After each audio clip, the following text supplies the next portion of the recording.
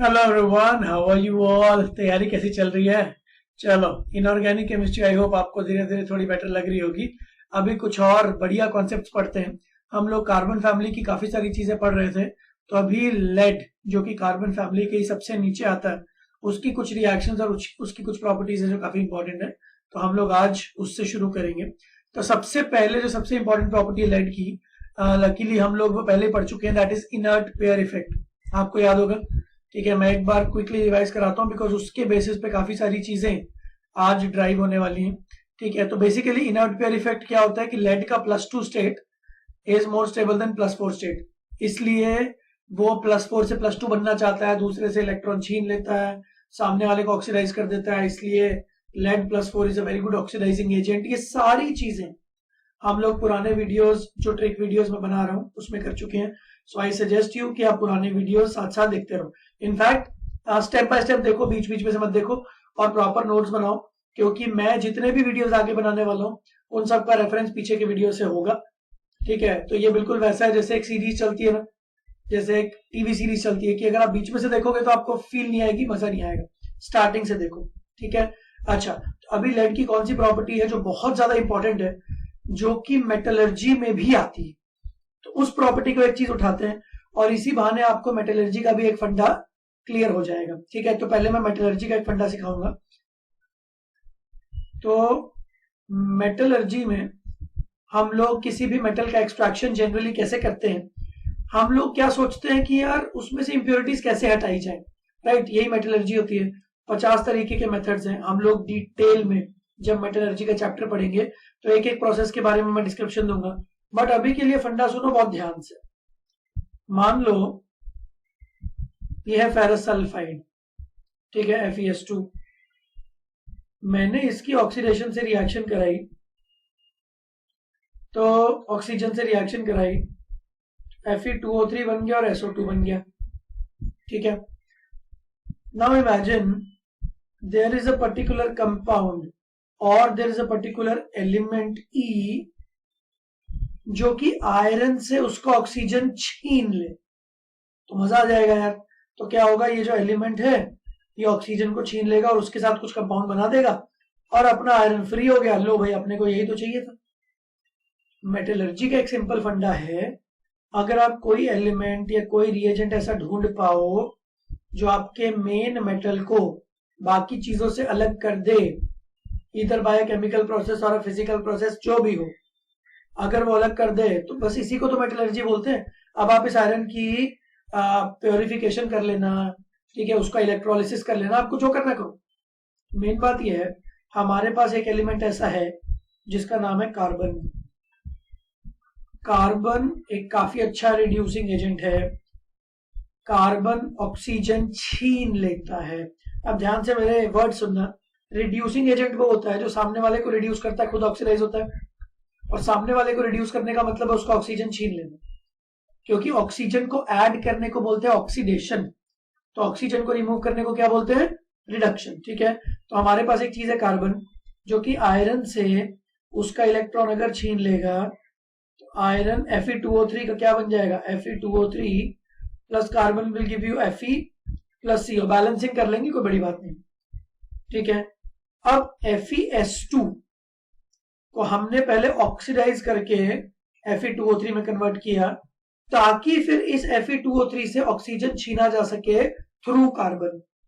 हमारे पास कोई ऐसा डायरेक्ट एलिमेंट नहीं था जो FeS2 का सल्फर छीन ले, बट हमारे पास एक ऐसा एलिमेंट है जो Fe2O3 का O छीन लेता।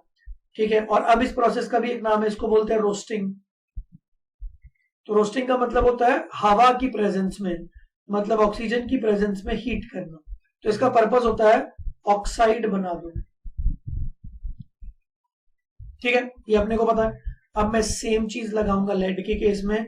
ध्यान से देखना क्या हो रहा है। मेरे पास लेड सल्फाइड गैलेना PbS नाम का एक ओर है, हमने इसमें ऑक्सीजन डाला और PbO बन गया। ठीक है, मेरा एजेंडा ये था कि मैं पहले PbS का PbO बना लूंगा, फिर उसकी रिएक्शन कार्बन से करा दूंगा। कार्बन एक अच्छा रिड्यूसिंग एजेंट है ही, तो कार्बन लेड से उसका ऑक्सीजन छीन लेगा और ऐसा हो जाएगा, जैसा होता भी है, no problem in that. But अब एक फायदा हो गया, और यही लेड की एक बहुत अच्छी प्रॉपर्टी है। पहले लेड ऑक्साइड बनेगा और फिर मैं उसको कार्बन से रिएक्ट कराऊंगा, ये मेरी सोच थी कि मैं ऐसा करूंगा। बट एक बहुत ही प्लेजेंट सरप्राइज मुझे मिला ये देख के कि जैसे ही आपने गैलेना की रिएक्शन शुरू कराई ऑक्सीजन के साथ, थोड़ा पीबीओ बना, तो देखो reaction slowly and gradually move करती है। तो पीबीएस शुरू में ज्यादा था, पीबीओ तो था ही नहीं, तो पीबीएस धीरे धीरे रिएक्ट होता जा रहा है और धीरे धीरे पीबीओ बनता जा रहा है, ऐसा ही हो रहा है।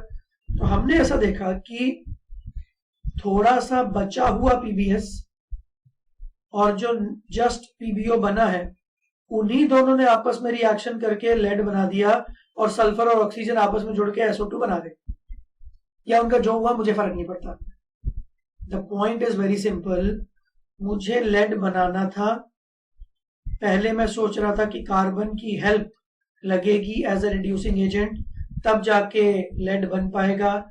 But the pleasant surprise was without even using carbon, अपने आप ही रिडक्शन हो गया। मुझे कार्बन जैसे रिड्यूसिंग एजेंट की जरूरत नहीं पड़ी। इसका एक स्पेशल नाम रखा गया है सेल्फ रिडक्शन। मैं आपको मेटलर्जी में और भी कुछ एलिमेंट्स बताऊंगा जो सेल्फ रिडक्शन करते हैं। फिलहाल लेड बहुत इंपॉर्टेंट एग्जांपल है, इसको याद करो।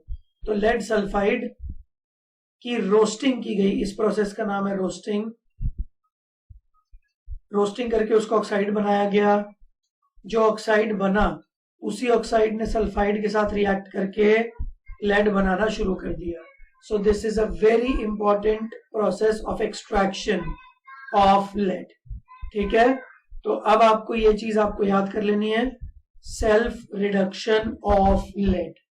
ओके, तो लेड के लिए 2-3 चीजें बहुत इंपॉर्टेंट है। जैसे इनर्ट पेयर इफेक्ट हो गया, वो हम पहले कर चुके हैं।